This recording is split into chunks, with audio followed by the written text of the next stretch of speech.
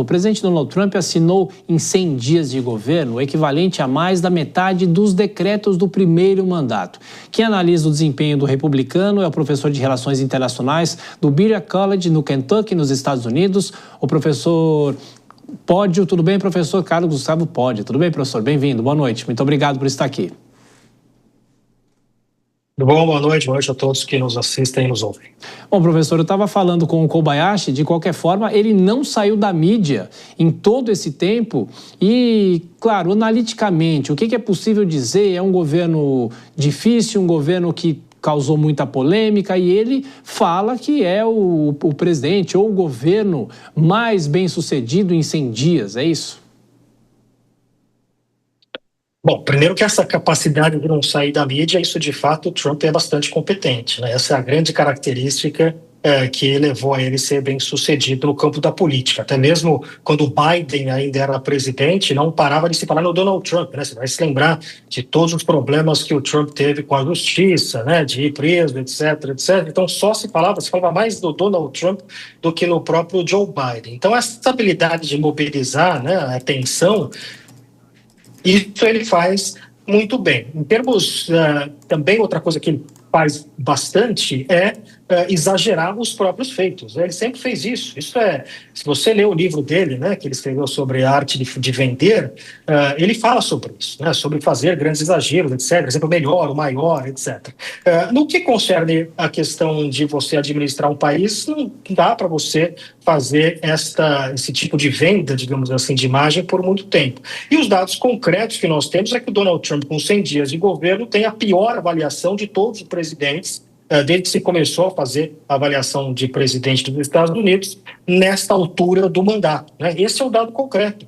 Outro dado concreto é que o desempenho da Bolsa Americana, que é uma medida de como vai a economia, teve o pior desempenho nos primeiros 100 dias de mandato desde a década de 70. Né? Então, esses são os dados concretos que nós estamos observando sobre esses 100 primeiros dias do Donald Trump, de uma confusão muito grande na parte econômica. A parte econômica é o centro todo da razão pela qual o Donald Trump foi eleito e pela qual o Joe Biden perdeu a eleição, né? Havia muita esperança de que o Trump ele poderia lidar com a economia de forma melhor com a que o Biden lidou com a economia. Mas as pesquisas hoje mostram que o americano médio já não vê o Donald Trump como alguém competente para lidar com a economia. Isso pode mudar? Pode mudar.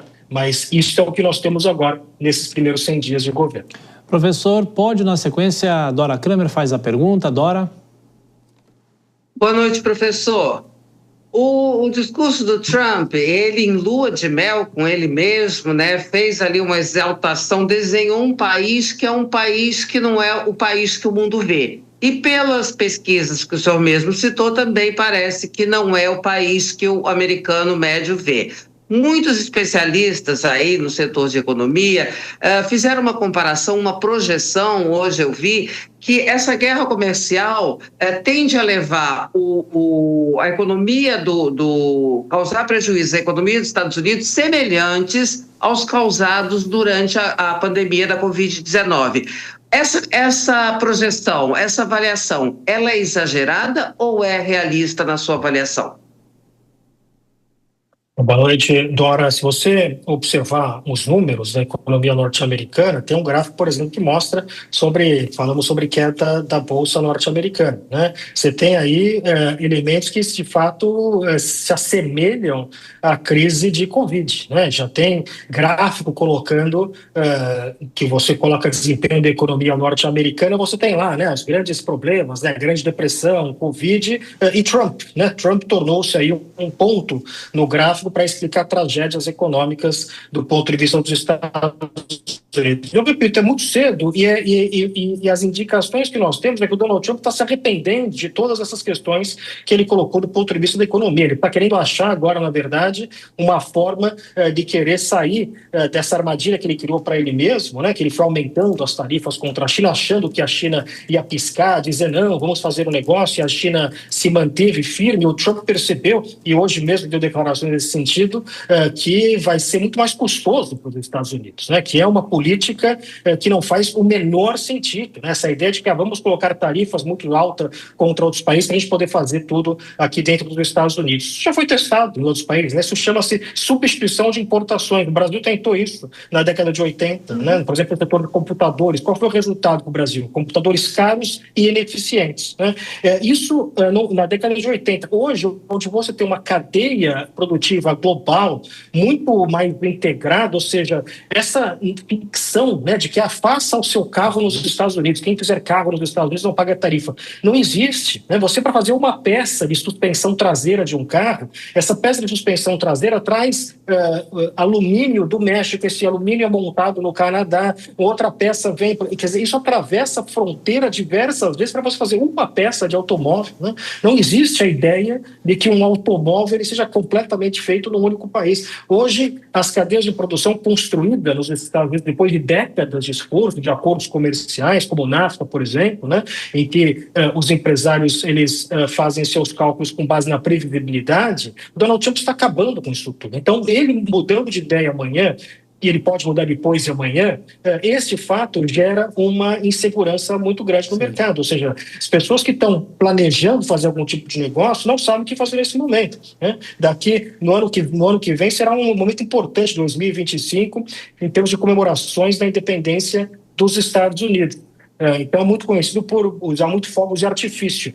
Os pequenos comerciantes que vendem fogos de artifício, tudo vem da China. Eles não sabem o que fazer nesse momento, né? Será que pede agora? Não pede agora? Mas se não pedir agora, lá na frente talvez não possa pedir, porque aí a produção, eles vão começar a ter ir para a parte de trás da fila, né?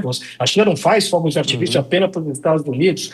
Então as pessoas não sabem como agir. Então isso gera muita insegurança. E os custos dessa política do Donald Trump, caso ele permaneça com ela, serão vistos daqui a 1 mês, 2 meses. É algo que não é no dia seguinte, né? Mas já tem muitos indícios, né? Por exemplo, containers que estão indo nos portos norte-americanos. Então já tem muitos indícios de que já há um impacto importante dessas medidas e que serão sentidos quanto mais tempo elas permanecem em vigor. Professor, pergunta de Nelson Kobayashi. Professor, boa noite, um prazer falar contigo. Eu gostaria que o senhor fizesse uma comparação entre os 100 primeiros dias deste mandato de Trump e os 100 primeiros dias do mandato anterior. Qual a diferença do perfil do Trump 2 para o Trump 1?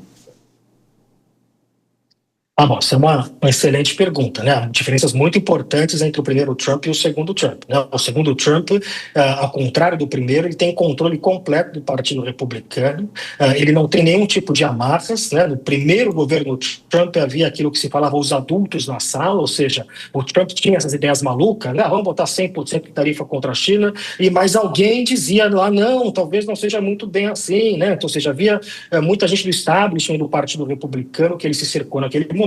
A vitória dele foi uma grande surpresa, ele não tinha pessoal para se cercar, então ele acabou contando muito com elementos dentro da tradicional Partido Republicano, por exemplo, seu próprio vice-presidente Mike Pence, com o qual hoje ele é brigar, né?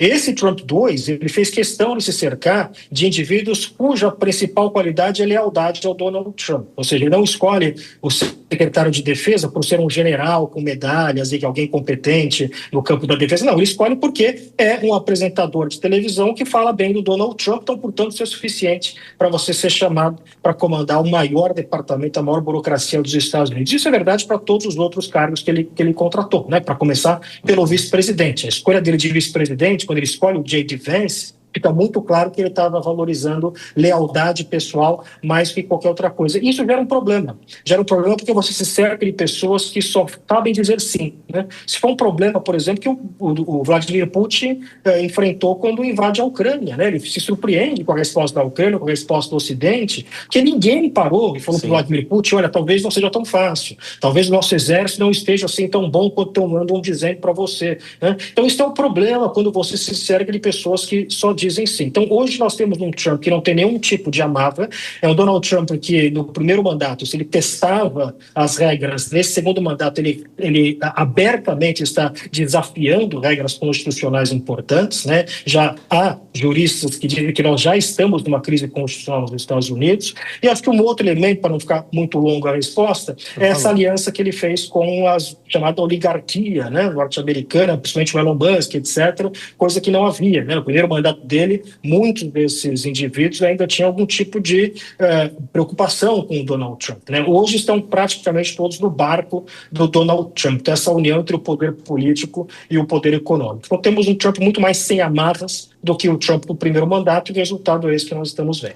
Professor Carlos Poggio, de Relações Internacionais, que atua nos Estados Unidos. Como sempre, professor, muito obrigado pela atenção, pela sua gentileza mais uma vez. Até a próxima. Obrigado, boa noite a todos.